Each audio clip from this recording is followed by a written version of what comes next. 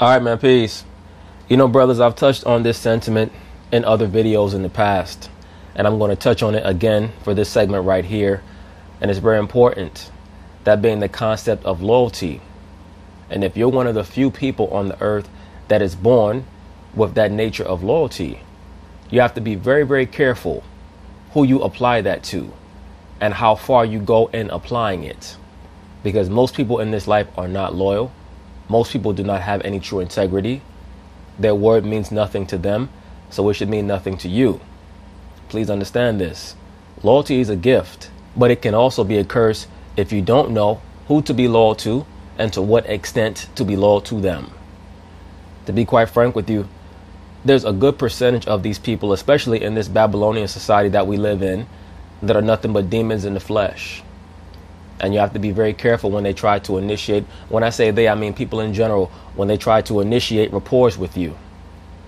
It takes you a very, very long time to get to know a person and to understand what their motivations are, what their motivations could be down the line. Especially people that you dare to call a friend. That's a very powerful word. That's a very powerful concept, that of friendship. A real friend is someone who essentially is a family member that's not in your family. That's really what a friend is, because you have certain expectations of a family member. Particularly in times of adversity, you have expectations for them, that they're going to be there for you. That's why I always recite this scripture when Christ stated in John chapter 15 verse 13 that greater love hath no man than this, that he laid down his life for his friends. And of course there are many other scriptures that pertain to the dynamic of friendship. That's very, very important for brothers to understand, because I've seen it my whole life. Cats that I knew, whether they be in my family or what have you, who had to suffer because of who they chose to align themselves with, who they chose to develop quote unquote friendships with. And the vast majority of people that you come across in your life, especially from a preteen onward, are not really your friends. They're just people who are going to come into your life for a season, and they're going to leave your life for a reason.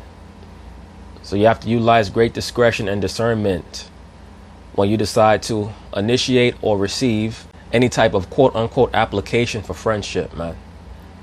Because your gift can become your curse once again. If loyalty is one of your gifts and you don't mix that with a proper amount of discernment and discretion, it can and will become your curse. Why am I saying all this? Because in the Bronx, there was an issue with a young lady by the name of Lisa Velazquez, who decided that she was going to step up for a friend in time of need, and it resulted in catastrophe for her and also for her friend. So anyway, they're going to talk about it, and I'm going to chime in. Now to breaking news. 2 people now arrested for the murder and dismemberment of a woman in the Bronx. Her body parts were found in trash bags in 2 different parks. CBS 2's Valerie Castro live now at the police precinct station house in Melrose, where the suspects are right now. Valerie. And Maurice, police have just announced the arrest of 31-year-old Daquan Wheeler and 30-year-old Sierra Martinez. We expect to see both of them led out of the 42nd precinct in handcuffs within the next half hour. Police sources tell us the murder weapon in this case was a hammer. Only Wheeler has been charged with murder, but both are charged with concealment of a human corpse. Well, they're stating that they're only charging the man with murder. Why is that? Because that is modus operandi. And this will allow me to parlay into another issue that I'm probably going to have to start speaking about more and more on this channel, and that is the mental health maintenance of the so-called black man. There are a lot of cats out here that are struggling with their mental health. Why is that? Because they're not putting the Most High first. They're putting the approval of human beings first in their life, and that's leading them astray. That's leading them into dabbling with drugs and other forms of substance abuse that's hurting their decision making. And sometimes you have that demon that travels through your bloodline of mental issues. And a lot of brothers are dealing with that too. Not to mention the fact that many of these unhealthy foods and unhealthy spiritual foods, i.e. ideologies, are tearing away at the sanity of the so-called black man. That's why you have to be very, very careful what you allow into your spirit, into your brain, man. Very important. But once again, they're going to charge the man because it's not as lucrative to charge the woman, because they don't expect her to be able to do as much work within the prison industrial complex as the man. And as we're going to find out, he has a very long track record of being a violent offender. But he's worth more alive than dead. And that's all it's about. People try to wonder why many of these states do not utilize the death penalty, or why it takes so long for someone who has been convicted and sentenced to the death penalty, why it might take so long for them to be executed. It's because of how much money they can earn back for the prison industrial complex. An emotional embrace after Jacqueline Perez learns her niece, 25-year-old Lisa Marie Velazquez, was found murdered and dismembered in the Bronx. She didn't deserve to die the way she did. The medical examiner says Velazquez died of multiple blunt force impact injuries to her head that fractured her skull. Let me say this very quickly. This person's aunt said that she did not deserve to die the way that she did. I'll say this. It's certainly a tragedy for her family that she died in the way that she did. Well, let me put this out there for you brothers. Oftentimes, catastrophe or tragedy will befall you when you don't utilize discernment, or when you're proud, or when you have bad spiritual / personality qualities that will oftentimes get you into unnecessary bad situations. All right. Once again, please, if you're loyal, be very, very frugal with your loyalty, because the vast majority of these people are just leaves blowing in the wind. That's all they are. They're not loyal at all. Like Chris Brown had that song, "These Hoes Ain't Loyal." Of course not. That's a redundancy. What hoe do you know that's loyal? The nature of a hoe is to be disloyal. Only thing that she's loyal to is the money and the prestige. That's why she's called a hoe. All right. So there was nothing profound about that sentiment that a hoe is not loyal. A hoe is not supposed to be loyal. It's up to you brothers out there to utilize and understand what it means to have discernment. That's one of the most important qualities that a man can have. It's the difference between knowing where to go and where not to go, what to do and what not to do. None of us are perfect. We're all going to err here and there, make mistakes here and there, but we have to learn from our mistakes and not do the same shit over and over and over and over and over again. All right. Even a dog learns from its mistakes. A rat learns from its mistakes. All right. So once again, the aunt here states that her niece did not deserve to die that way.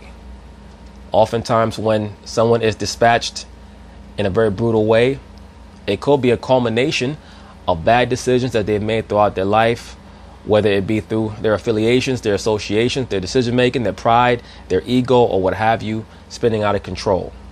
So please keep that in mind, especially if you're a so-called young black man. If you get found gruesomely murdered, what people are going to assume is that you were some type of violent offender, you were a gang member, you were a drug dealer. So you have to take yourself seriously so that other people can take you seriously, man. I cannot put that strongly enough. The so-called black man does not take himself seriously enough. Right? We have to take our own lives very seriously, because none of these other demographics give a fuck about our lives, man. Straight up. Not the Black Lesbians Matter movement. None of these so-called organizations really give a shit about the so-called black man's life. So we have to give a shit about our own life. All right. Unfortunately, this female here, this young lady right here, Lisa Velazquez, she made a poor decision in who she associated with. And that's why I have that series. Be aware of your woman's friends, man. Know who your woman's friends are, because that's going to give you a tip off in regards to what type of person that you're dealing with. If your woman is dealing with hood rats, she's probably a hood rat, and she might go out like a hood rat. But it's where and how her body was discovered that is most disturbing. The way she was tortured, like, for Christ's sakes. Police say part of Velazquez's body was found inside garbage bags near Crotona Park on August 24th. The rest... Now, this is the second story that I'm reporting on in the last couple of months that involves dismemberment. Okay? There was another story with a so-called young black woman, I believe, who was found dismembered in Brooklyn, in Marine Park. The rest of her remains were discovered August 28th at Barretto Point Park. Her family says they last saw her on August 21st at her home at the Melrose Houses and reported her missing, and even put together this flyer with her picture on it. The last thing my mother remembers is her coming, grabbing her bag and being in a rush, saying that she had to go help a friend that was in danger, and she ran out of the house. Hey brothers, you hear that?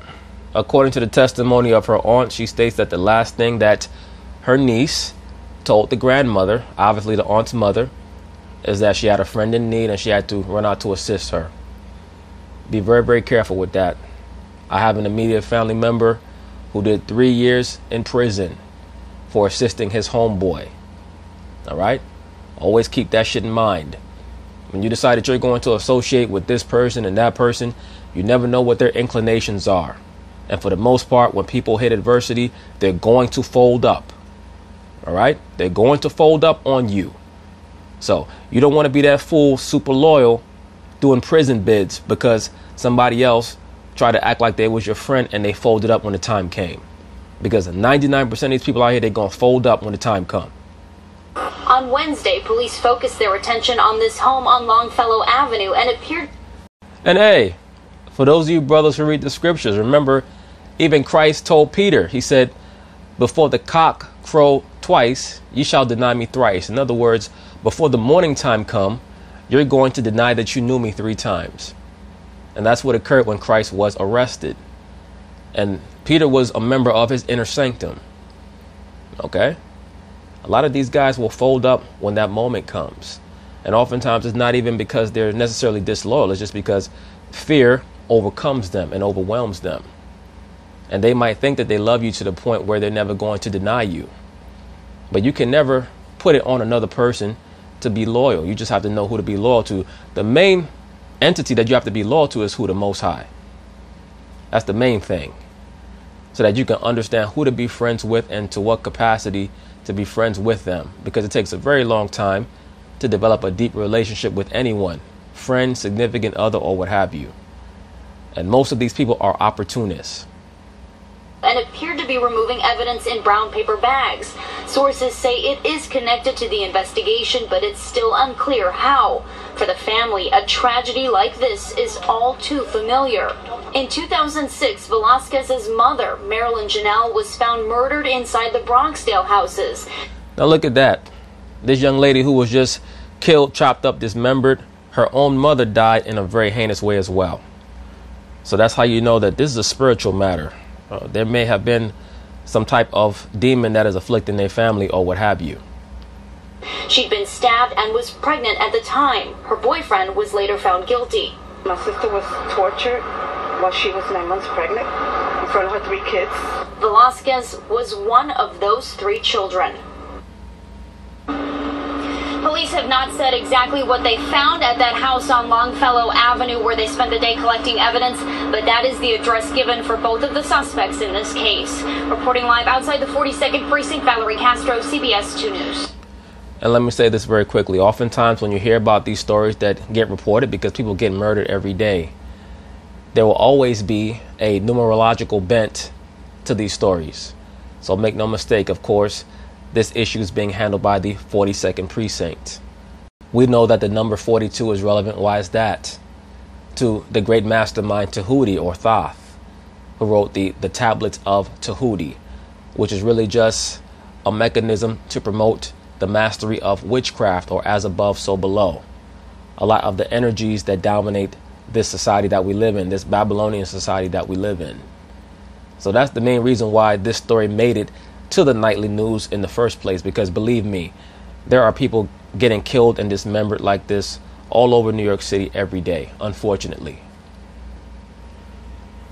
Okay, so now we're going to pick up on the continuation of this story involving Miss Lisa Velazquez, a young lady from the Bronx who attempted to assist her friend, who she believed was being victimized by her quote-unquote boyfriend. And Miss Lisa Velazquez ended up being collateral damage in the altercation, or at least the alleged altercation, between her friend and her friend's so-called boyfriend. Miss Lisa Velazquez was murdered and her body dismembered. So anyway, let's let this storyline continue. Now to the Bronx, where a gruesome murder has shocked the community. A young woman being remembered as her accused killers. One of them, her own friend, facing murder charges. CBS 2's Valerie Castro has more. Many brought candles and many shed tears for the life of 25-year-old Lisa Marie Velazquez outside her home in the Melrose houses in the Bronx Thursday night. It was her heartfelt care for a friend that seems to have brought her life to a chilling end. Was she your friend? This is the so-called friend Velazquez was trying to help. Yes, even the reporter calls her a so-called friend. Once again, brothers, man, I say this with all sincerity. You never ever treat someone better than they treat themselves. And oftentimes people with low self-esteem or a poor self-image, they will try to latch onto someone who is functional, who is relatively successful, and who loves themselves. And you have to be very, very careful with people like that. I'm not saying to not try to help others. Of course you can within reason. But there will oftentimes come a point when you're dealing with someone with low self-esteem where they will try to siphon all the positive energy out of you. And you'll know if you're dealing with someone who is even beyond the pale or beyond the realm of being just someone with low self-esteem, because I call them a black hole individual. They try to suck everything inside of them. And they're never satiated. That's why their life never ends up how they want it to, or at least how they claim they want it to. They're unhappy with everything. If they're fortunate enough to get a significant other, they're unhappy with that person. They hate their job. They hate their life. They're just some people who, quite frankly, cannot be helped. And you have to be able to discern that very quickly, or they're going to pull you down into an abyss. And I suspect that Miss Lisa Velazquez was unable to determine that this person was trying to suck her down. Or maybe they were both negative. Maybe they connected on a negativity level. And Miss Velazquez was trying to get involved in some rah-rah. And this person's boyfriend took the rah-rah to a whole other level. Who knows? 30-year-old Sierra Martinez now accused in her murder, along with her boyfriend, 31-year-old Daquan Wheeler. Police say Velazquez went to the couple's apartment when Martinez reached out for help. She was having an argument with Wheeler. Wheeler then allegedly beat Velazquez over the head with a hammer, killing her. Then police say the couple dismembered her and dumped the body parts in 2 separate locations in the Bronx. Martinez and Wheeler made their first court appearances Thursday, where Velazquez's family learned of Wheeler's violent criminal past. Court records show Wheeler was convicted of attempted murder in 2008 after stabbing a man with a sword. I think that should have monitored. And there's people like that all over many of these communities who have been convicted of violent crimes, and you never know who you're dealing with. That's why it pays to utilize your interactions with a sense of discernment, with a sense of prudence and patience, and not always be so quick to try to escalate situations. That's why the scriptures tell you what in Proverbs 15:1, a soft answer turneth away wrath. It's not about being a punk or acting shook or being scared. When you decide to move in a physical manner, it should be because the situation has determined that there's no other alternative, man. Because once again, when you're dealing with these low-level degenerate types, they don't give a shit about what happens. They don't care about repercussions, and they don't care about dragging you down with them. Monitor him a little better. Exactly. They didn't do. I don't feel they did their job properly. The system failed her. This tragedy is the second for the victim's family. In 2006, then 12-year-old Velazquez was there with her siblings when their mother was murdered in the Bronx, stabbed and strangled when she was 9 months pregnant. Wow, listen to that. That's why I state, for this to happen to a mother and her daughter, there's some type of spiritual significance, or there's a spiritual element that is involved here with that family. This is the second time around for us when it comes to torture, so it's really devastating. The family is now asking. And let me say this, when I say that there is a spiritual significance here, I'm not necessarily talking about any type of quote-unquote hocus-pocus element or a ghost or anything like that for people who might not understand what I'm referring to. I mean that sometimes you have people who just have a demonic spirit within them, and they pass that down to their children. They don't know how to make proper decisions. They don't know who to make a significant other. They don't know who to make friends with, and that can cost you your life. You not knowing who to link up with, whether it be your so-called girlfriend or your so-called wife or your so-called friends, that can and will lead to your demise if you're not careful. Asking that some kind of justice be served. Ask me again what I want for them. I want them to be chopped up just like my niece was. I don't blame you for saying that. She says, I want them to be chopped up just like my niece was. I don't blame you for saying that. Family says funeral services will be held sometime next week after Labor Day. The suspects will also appear in court again on September 4th. In the Melrose section of the Bronx, Valerie Castro, CBS 2 News. And let me say this, I'm sure that there will be certain people who might try to gainsay and say, well, how could you say you don't blame her for saying that? I say that because I don't. I don't blame her for saying that at all. If that's how she feels, that's how she feels. She has the right to say that she would like to see those two people get chopped up just like they chopped her niece up. If that's how she feels about it, that's how she feels about it. It's not like she said, I want to go chop them up, give me a sword, I'm going to do it right now. And to be quite frank with you, if she did that, that would be between her and the Most High. I can't get involved with that in regards to judging that. But for her to feel that way, I can't knock that. But once again, brothers, let me say this. When you're dealing with these women or with your so-called friends, do your due diligence in trying to find out about their family background. What caliber of parenting did your woman have? What caliber of parenting did your so-called homeboy have? Because these things are going to reflect in their conduct, in their decision making. And when you decide to affiliate or associate with someone, please understand that their decision making is going to impact you if you're next to them or if you're affiliated with them. That's why you have people who are in prison just for riding in the same car with someone who had drugs in the vehicle. Because that's a common notion, that's common knowledge, that if two walk together, they have to be in agreement pursuant to Amos, the 3rd chapter. All right. But anyway, peace.